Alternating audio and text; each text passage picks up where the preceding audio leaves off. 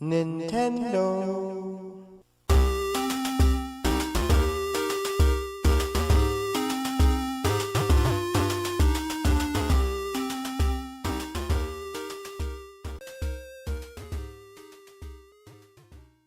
10-Yard Fight is a 1983 American football arcade game that was developed and published in Japan by Irem and published in the United States by Taito and in Europe by Electrocoin. 10-Yard Fight is viewed in a top-down perspective and is vertical scrolling. The player does not select plays for either offense or defense. On offense, the player simply receives the ball upon the snap and either attempts to run with the quarterback, toss the ball to a running back, or throw the ball to the one long-distance receiver, basically the option offense. On defense, the player chooses one of two players to control, and the computer manipulates the others. The ball can also be punted, or a field goal can be attempted.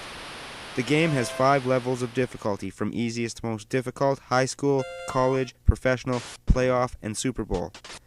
If the player wins both halves of an accelerated real-time 30-minute half at an easier level, the player advanced to the next level of difficulty, like a crudely designed career mode. The arcade game was later ported to the family computer by Irem, first in Japan, and later published in North America and Europe by Nintendo in 1985 for the Nintendo Entertainment System. The arcade game was also ported to the MSX home computer, also by Irem, but exclusively in Japan. While graphically similar, there were some fundamental differences between the arcade and Famicom NES versions of the game. The arcade version only sought to simulate the offense, with the team attempting to score a touchdown, which would ultimately lead the player to the next level. The Famicom NES version was developed to allow both defense and offense, as well as simultaneous two-player mode. However, this mode is flawed in that the second, red player, retains the AI cheats, giving them an unfair advantage.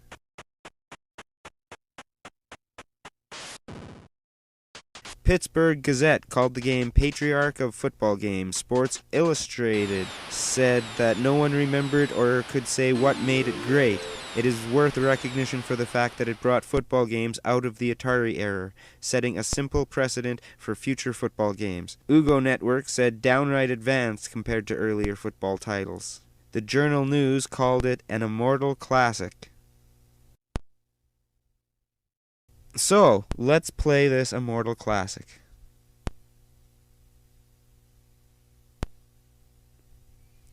I don't think I ever played this. If I did play this, it wasn't very much, once or twice, and I don't remember. Let's start off with easy.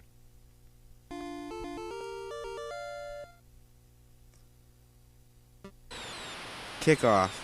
That's to me. Okay, here's the return. I'm at the 40. The 45. Don't go out of bounds. Hey, I'm doing pretty good. Past the 50, 45, 40.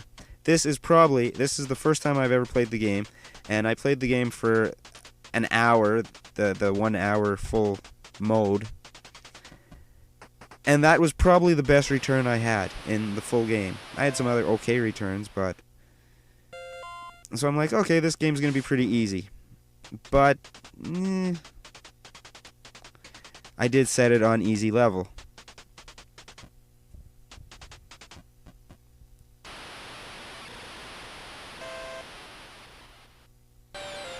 Graphically, yeah, it's better than the Atari. Gameplay, yes, it's better than the Atari. It took me a little while to figure out a few things.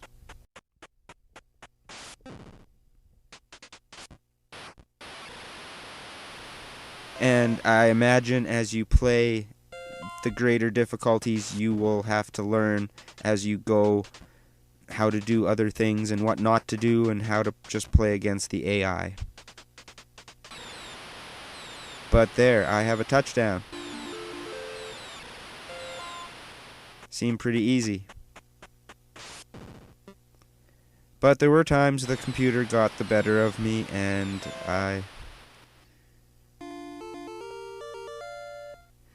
as I said, you'd have to learn as you play. I thought it was quite intuitive, At first I thought, oh no, here we go, these are going to be terrible controls, this is just going to be awful handling. But no, it handles really good. I thought. But I'm old school. I was playing games long before this. And I remember playing on the Atari a football game, or I don't know how many there were, but I remember playing one football game and hating it. I'm like, this ain't for me. And I haven't really played any football games since. I played other sports games like hockey and I don't know, but mostly hockey for sports games. And golf, I guess, but I'm not a big golf fan, but I played some golf games.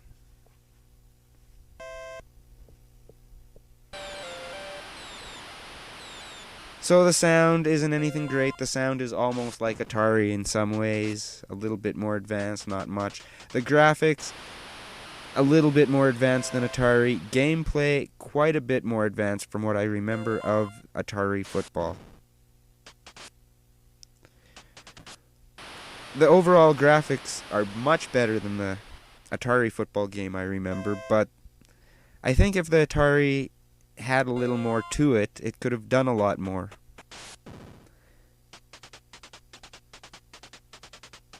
I also think the Japanese game makers came up with just better ways to implement games and came up with some better ideas for games than just typical high-score arcade games that I think Atari was used to thinking in that line.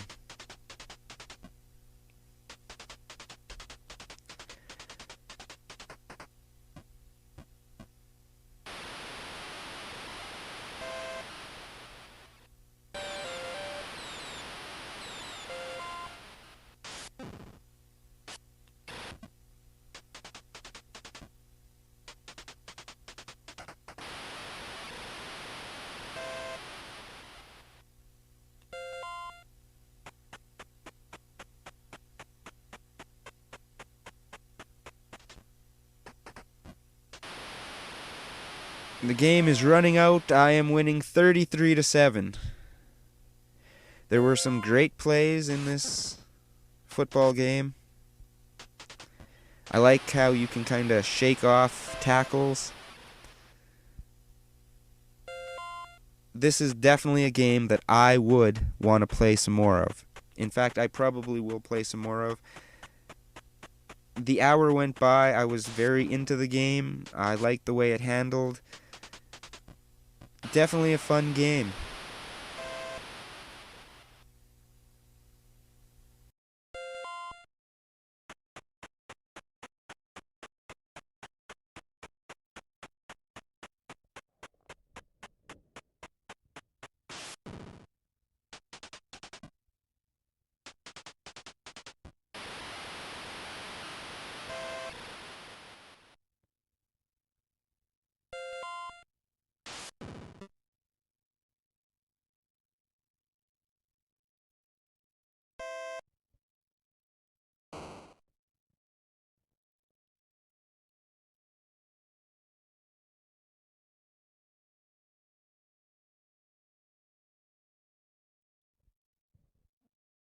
Overall, in my rating system, I'm going to give this a good rating.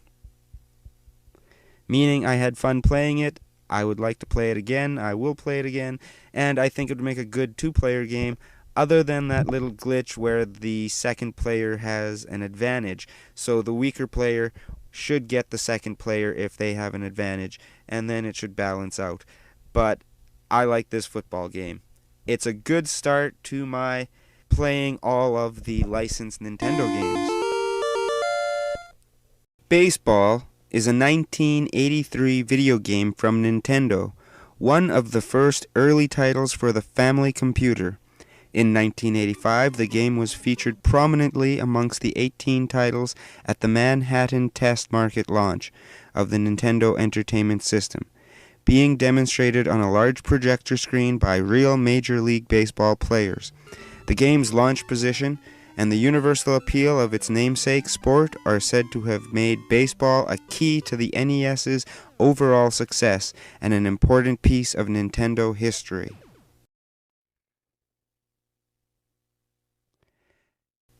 As in real baseball, the object of the game is to score the most runs. The game supports one player versus a computer opponent or two players. Each player can select from one of 6 teams.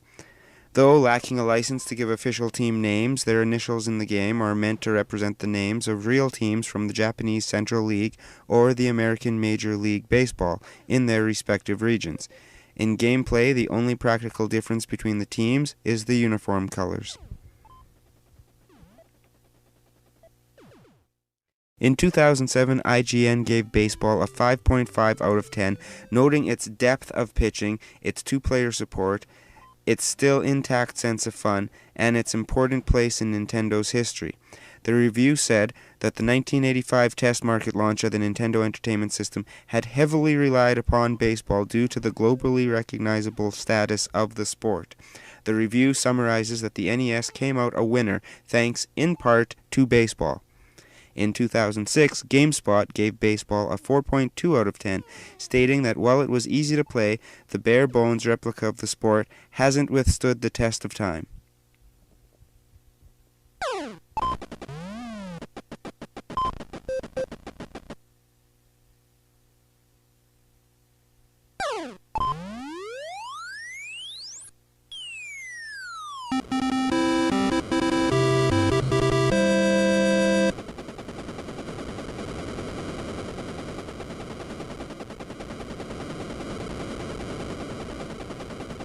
This is a Nintendo game that I played quite a bit back in the early days of the Nintendo.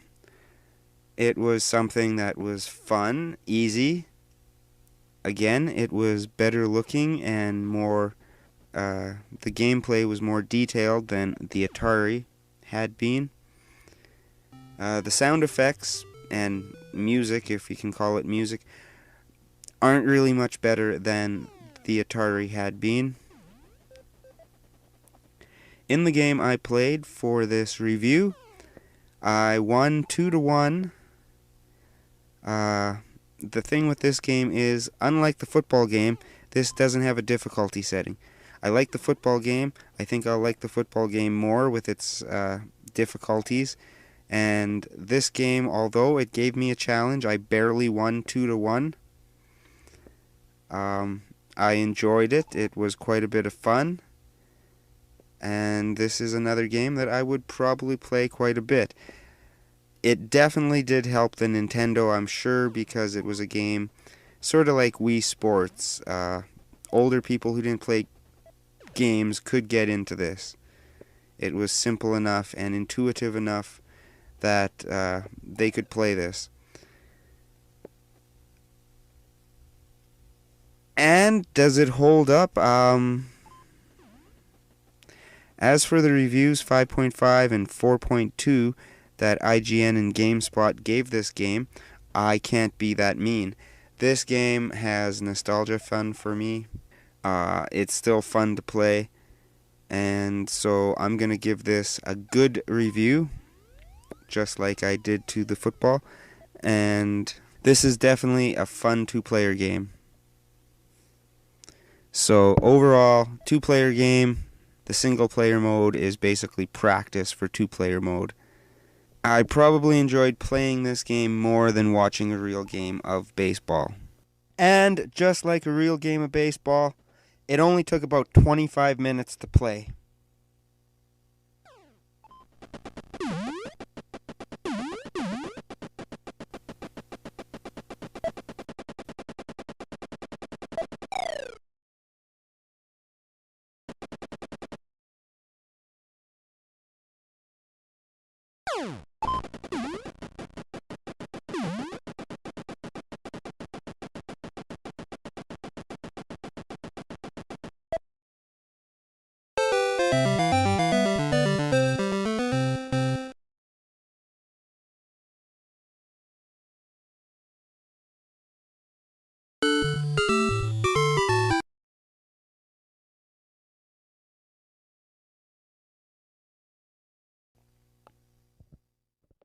Clue Clue Land, Japanese Kuru Kuru Rando, is an arcade and Nintendo Entertainment System game released in 1984 in Japan, later released in North America in 1985 as a Nintendo Entertainment System launch title, and in Europe in 1987.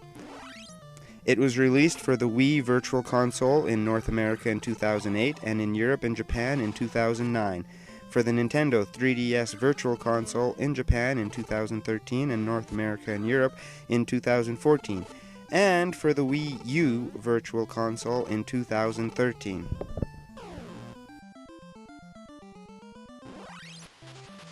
Although Clu Clu Land is the official English title for the game, Clu Clu is actually a romanticization of Kuru Kuru, a Japanese onomatopoeia word that refers to something going around and around. In order for Bubbles to move around the mazes, she must grab onto poles with her hands. When she holds onto a pole without letting go, she spins around and around. The same phrase is also the basis for the title of the Game Boy Advance game, Kuru Kuru Kururin.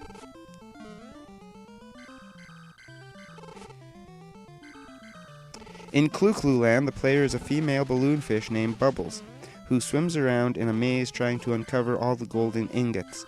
Clu Clu Land's story starts with a type of sea urchin, the Unura, stealing all the treasures in the underwater kingdom of Clu Clu Land. Bubbles, the heroine, sets out to retrieve the treasure. The object of the game is to uncover all the gold ingots in each stage while avoiding the Unura and the black holes. Ingots usually form a shape such as a heart or mushroom. The only way Bubbles can turn around to change direction is by means of turning posts located throughout the stages. Bubbles can stun the Unura by using a sound wave. When they are stunned, Bubbles can push them into a wall to get rid of them and receive points. If Bubbles is hurt by the Unura, she will lose a life. A life is also lost when Bubbles falls into a black hole or when time runs out. The game ends if Bubbles has lost all her lives. In later levels, the player must pass over the ingots an odd number of times to uncover them, as they will alternate between their uncovered side and the dull side.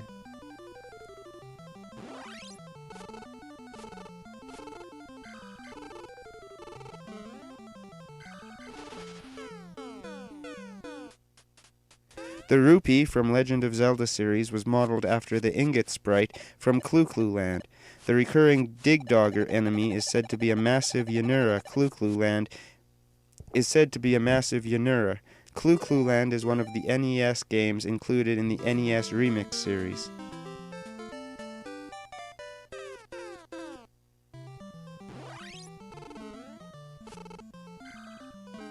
I remember playing this game a little bit when I was younger.